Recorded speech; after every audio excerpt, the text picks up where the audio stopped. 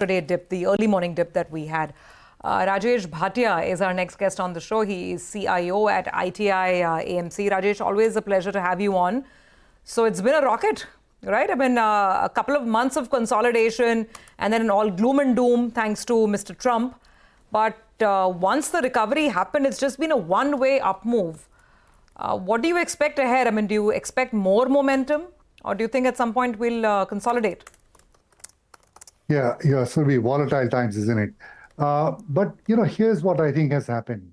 One, I think the world has decided to move out of dollar assets. The world is moving out of US equities and fixed income. And you can see the pressure on the dollar as well. Now they're finding a home for all of this money that is kind of moving away from the United States. In their wisdom, the markets have decided India is a fairly good place to park that money. Right? India has very good macros. We don't have a current account challenge. Capital account, well, the money from the foreigners is certainly helping. We have a very disciplined fiscal deficit. We have brought it down very responsibly from 9% post-COVID to 4.4% now.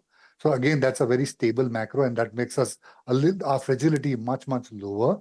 The world thinks that India will definitely benefit from a bilateral trade agreement. A lot of the Far East Asia will get clubbed with China as far as negotiations with Mr. Trump is concerned.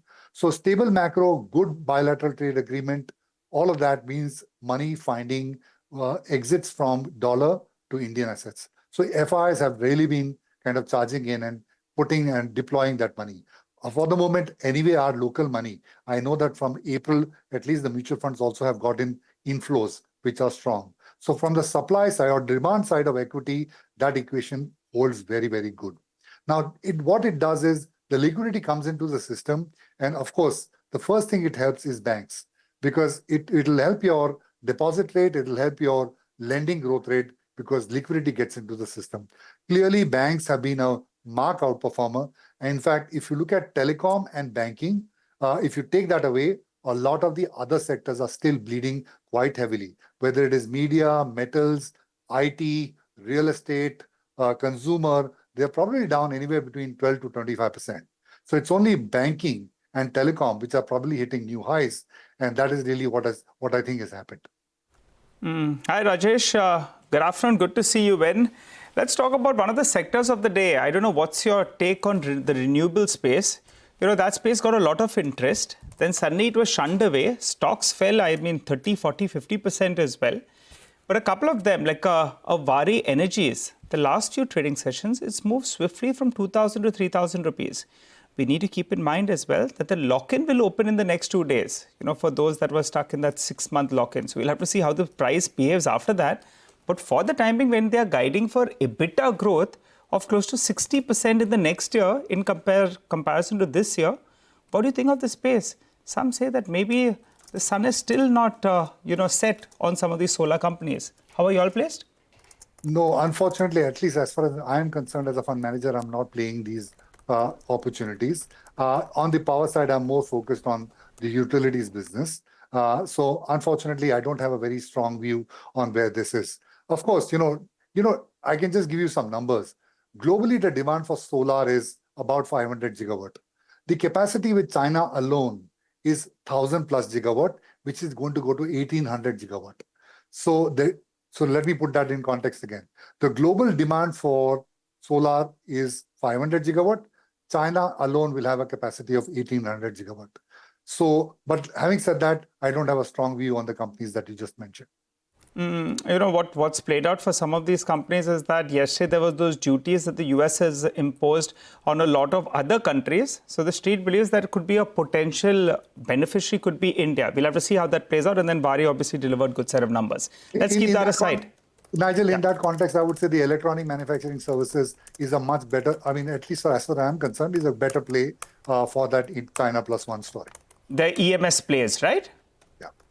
In fact, we had the management this morning of Cyan DLM, and I asked them that, what's the reaction to Trump's tariffs? Are the customers taking a lot of time, or is the phone ringing non-stop? Because a lot of those customers want to know who's the other alternate besides China.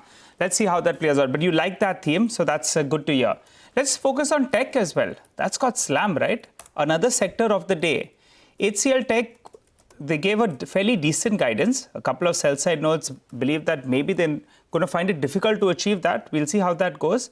But the stock is up close to 7%. The Nasdaq was up overnight. And some of these stocks have come to those valuations we've seen, say, on a 10-year average.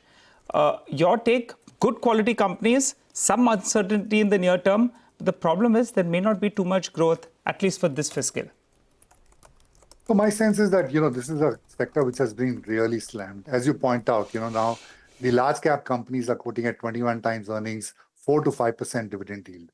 That's really, really juicy as far as these companies are concerned, because these are not very cyclical companies and they have very, very high free cash flow. So given that context, the valuations certainly appear quite attractive.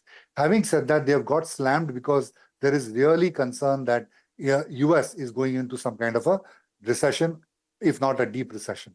So earnings are getting cut in the S&P, as you speak. And therefore, this sector has been really the sector which has borne the brunt. What has helped today is, apart from the results, I think it's more a macro play.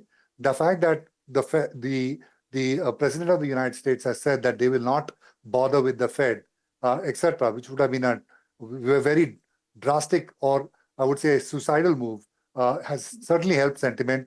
Dow has gone up, and that has also helped some of that rub off on the IT stocks in India.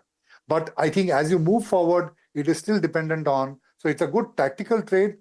We don't know what the eventual outcome on the United States is. If there is a deep recession, eventually, then my sense is that these stocks will not necessarily do as well. But for the moment, my sense is, given what the change that the Scott Bessent and Trump has suggested, that these tariffs with China will not last long and they will not fire the Fed, etc., certainly has helped the momentum.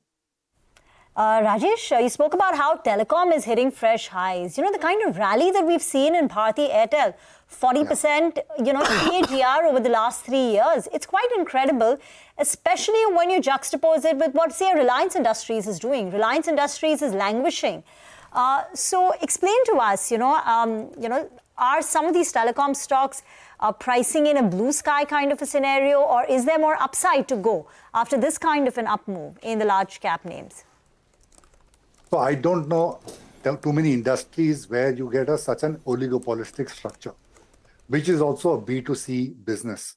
There is an oligopolistic structure, which is two-player market in airlines, but airlines is a very cyclical business. Here is a oligopolistic structure where it's a B2C business and less cyclical.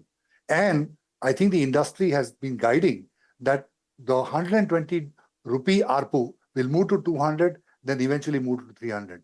They have passed that journey from 120 seamlessly, right, to 200 rupees or plus ARPU. That incremental 200 to 300 rupee ARPU journey is yet to be made. And by the way, this is a very high operating and financial leverage business. 60 to 70% of the top line growth falls to the bottom line. And the 5G capital expenditure is also done. And I would say, if you're a premium player with sticky customers, that certainly helps.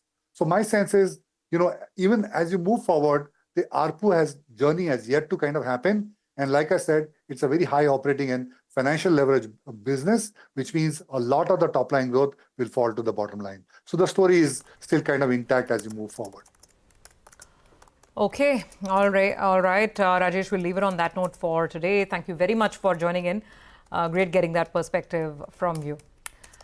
Well, as we take a quick break, let's just quickly revisit the big